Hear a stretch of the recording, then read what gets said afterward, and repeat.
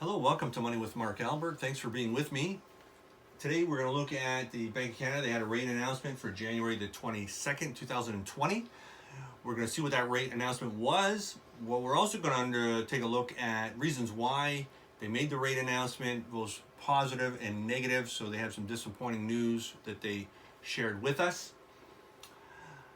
So the Bank of Canada, they do 8 rate announcements per year. So this is the first one, and then these are the next 7. So I will be doing a video, as I have all last year and into the year before, on every one of these videos. So if you're interested in knowing what the Bank of Canada, what the rate announcement is going to be, how that impacts your mortgage, things like that, please subscribe to the channel and click the bell for notifications so that when I release it, you will get a notice.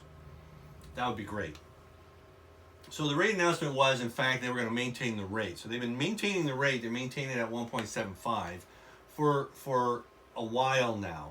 So we see all of last year they maintained the rate, and even into December 2018, and back in October 2018 was the last time they increased the rate. Prior to that, it was 1.5.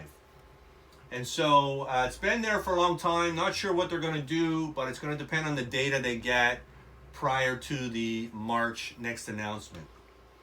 So they have some disappointing factors when they look at the Canadian consumer. So consumer spending is a big component of GDP. And so the Canadian consumer, they found that there was several areas that were softer. They've softened, and I just want to identify them for us here. So vehicle sales in Canada have softened. Generally speaking, not any particular make or model or type of vehicle, just generally speaking. They're not talking about what geography has experienced that, but generally speaking across Canada. Retail sales for December has been low. The online shopping numbers in December was strong, but the data that they have for retail sales doesn't encompass all of the online shopping that happens in Canada.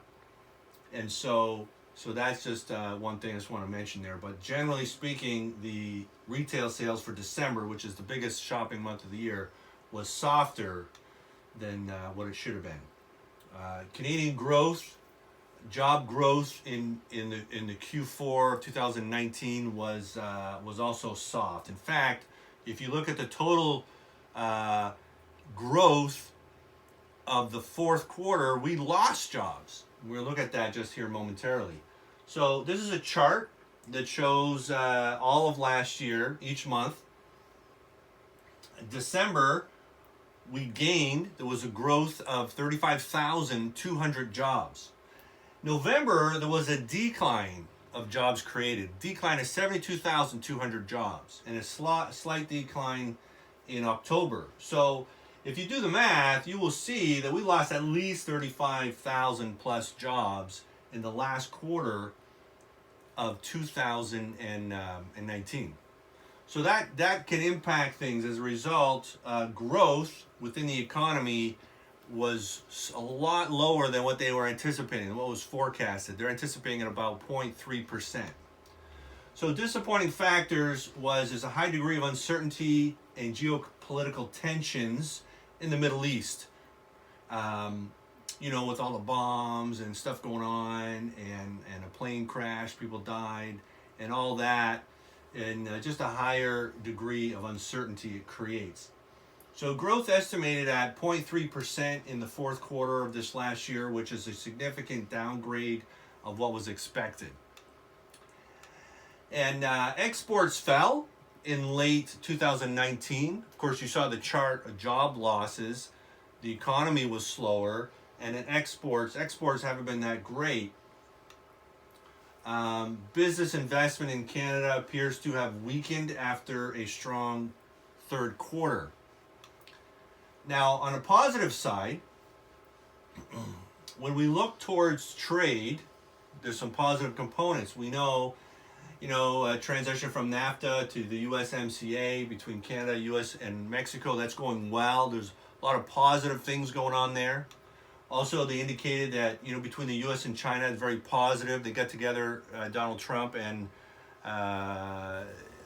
whoever in China, to sign some kind of kind of entry-level sense of agreement, but they got a long way to go, but it's moving in the right direction. That's a lot better than tariffs, because tariffs have a really strong negative impact on economic growth, and at least if China and the U.S. are getting together, they're at least not saying I'm putting more tariffs up, which is great. So residential investment was robust through most of 2019 in Canada. Positively speaking, globally, there's an estimation of growth for 2020 of just over 3% globally. This is not talking Canada. We're going to look at Canada numbers in just a moment.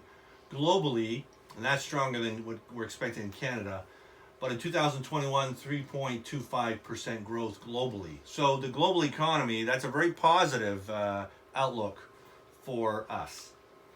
Now in Canada, the economy is estimated to grow not as good. So in the first quarter this year at about 1.3%, and after that about 2%. So as a result, for 2020, we should see about a 1.6%.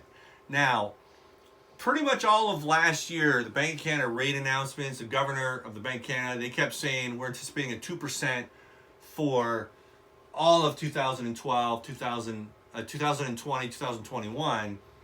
But I think because we got hit so hard in the fourth quarter of 2019, that's impacting the beginning of our first quarter this year. So 2% in 2021. Now, the Bank of Canada, they'll pay particular attention moving forward on three components, three things. So the development of consumer spending. I mentioned earlier, consumer spending is a big deal. Housing market in Canada, as well as business investment in Canada. So those are pretty important stuff.